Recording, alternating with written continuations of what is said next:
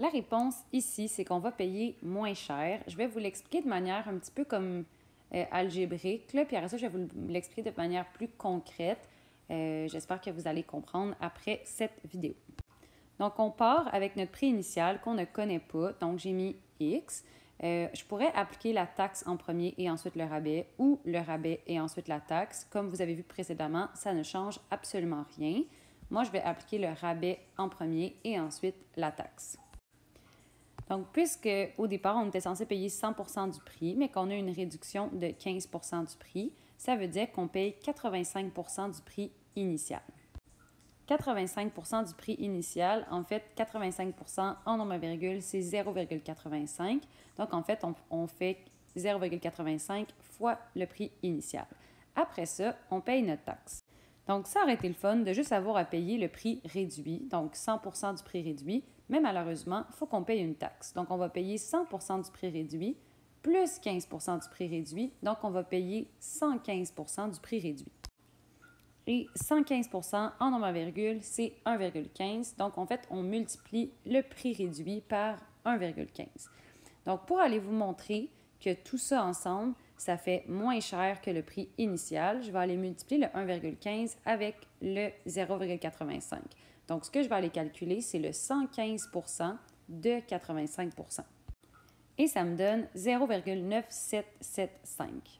Ce nombre-là à virgule, en fait, si on le met en pourcentage, ça correspond à 97,75 Ça veut dire, en fait, que si on a une taxe de 15 et un rabais de 15 on va ultimement payer 97,75 de notre prix initial, ce qui est moins cher que notre prix initial, parce que le prix initial au complet, c'est le 100 Puisqu'on paye le 97, ça veut même dire qu'on a un rabais de 2,25 Si pour vous, ça, c'est pas clair, c'est pas grave, je vais vous l'expliquer d'une manière plus concrète à l'aide d'un exemple. Donc, on va imaginer que mon achat est de 100 Je vais commencer par appliquer le rabais et ensuite la taxe. Et pour vous montrer que ça ne change rien, tout à l'heure, je vais appliquer la taxe et ensuite le rabais. Première des choses, je vais aller calculer le montant du rabais. Donc, j'ai un rabais de 15 sur un achat de 100 bien, ça le dit. Un rabais de 15 ça veut dire que tu as un rabais de 15 à chaque tranche de 100 C'est 15 de rabais pour 100 d'achat. Donc, ça veut dire qu'un rabais de 15 ça va me donner un rabais de 15 Donc, ça veut dire que mon prix réduit, ça va être 100 moins 15 Donc, maintenant, je suis rendue à 85 Maintenant, je vais aller calculer mes taxes. Donc, tes taxes, elles sont chargées pas sur le 100 elles sont chargées sur le 85 Et c'est là, dans le fond, que ça va vous faire réaliser qu'on va payer moins cher qu'au départ. Parce que le rabais il a été calculé sur le 100 fait que ça nous a donné 15 de rabais, mais nos taxes, ils ne vont pas nous remonter ça à 100 parce que les taxes sont calculées sur le 85.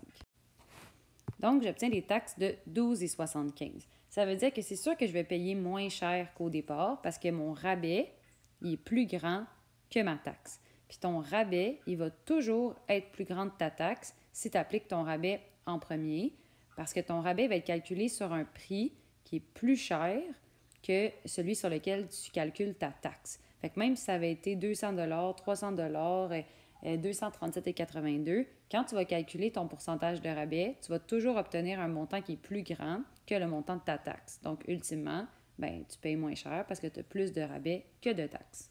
Je vais maintenant faire le chemin inverse. Je vais calculer la taxe en premier puis le rabais par la suite. Vous allez voir que ça revient quand même au même.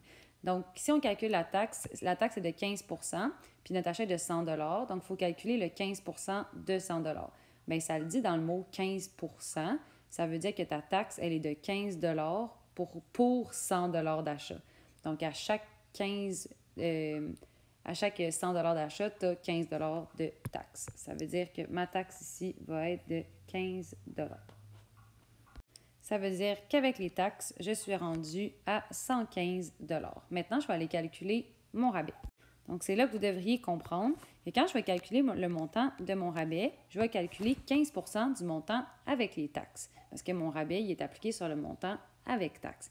Bien, 15 du montant avec taxes, ça va toujours donner quelque chose de plus gros que les taxes elles-mêmes, parce que les taxes sont calculées sur le prix initial. Fait que par exemple, ici, quand on a calculé nos taxes, ça nous a donné 15 $. Puis mon rabais, bien, vous allez voir qu'il va être plus grand que 15 $, parce que 15 de 115, ça fait plus grand que 15 $.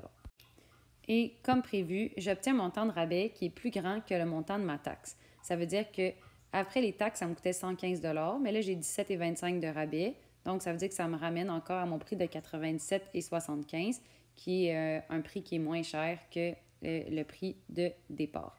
Donc, c'est à retenir que peu importe ça serait quoi le montant, votre pourcentage de rabais, en fait le montant de votre rabais, il va toujours être plus grand que le montant de votre taxe. Donc, on va toujours payer moins cher.